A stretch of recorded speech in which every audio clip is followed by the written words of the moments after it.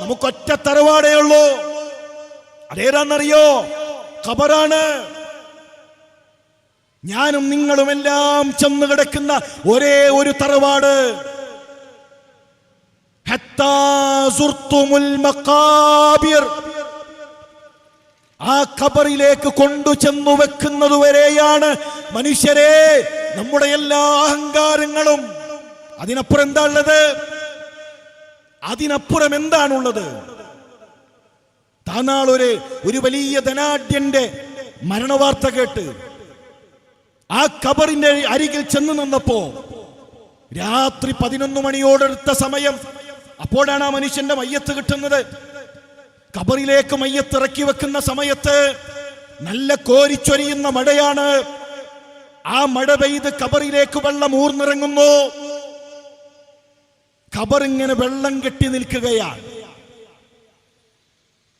ഞാൻ ആലോചിച്ച വിഷയം, ആ ഖബറിന്റെ തൊട്ടരികിൽ ആ മനുഷ്യന്റെ 3 നില വലിപ്പത്തിലുള്ള വലിയ മാളികയുണ്ട്, കൊട്ടാരമുണ്ട്.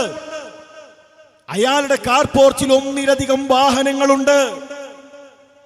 പക്ഷെ ഒരാളും പറഞ്ഞിട്ടില്ല കുറച്ചു നേരം കൂടെ മുതലാളിയുടെ മയ്യത്ത് ആ വീട്ടിൽ വെച്ച്, ആ കാറിൽ വെച്ച്, എന്നിട്ട് ഖബറിലേക്ക് ഇറക്കി വെക്കാം.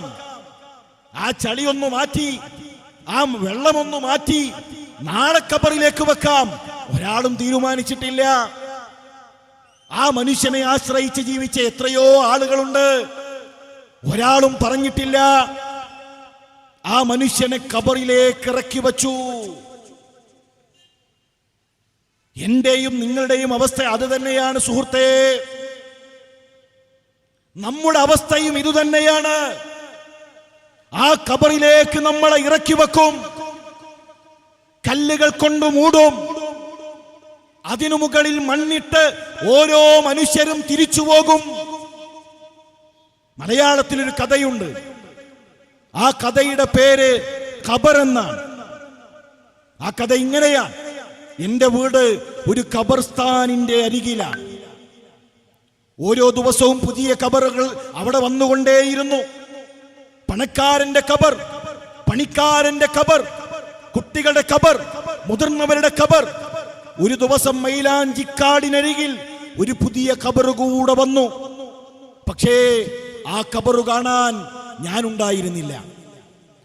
ആ ഖബർ കാണാൻ ഞാനുണ്ടായിരുന്നില്ല. നമ്മുടെ മഹല്ലിൽ, നമ്മുടെ പള്ളിയിൽ നമുക്ക് വേണ്ടി ഖബർ ഒരുങ്ങുന്ന ഒരു ദിവസമുണ്ട്.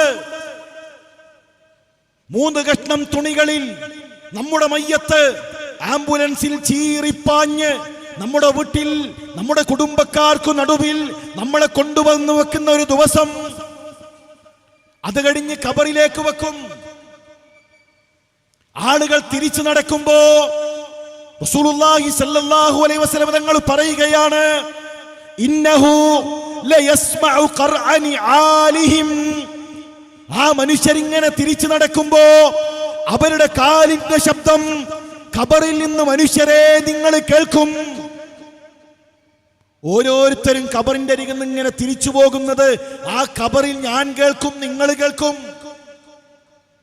ആയിരക്കണക്കിന് ഖബറുകൾക്കിടയിൽ ഒരു ഖബറിൽ ഞാൻ ഒറ്റക്കാണ് എന്ന് ഞാൻ തിരിച്ചറിയുന്ന, നിങ്ങൾ തിരിച്ചറിയുന്ന ഒരു ദിവസമുണ്ട് കൂട്ടരെ.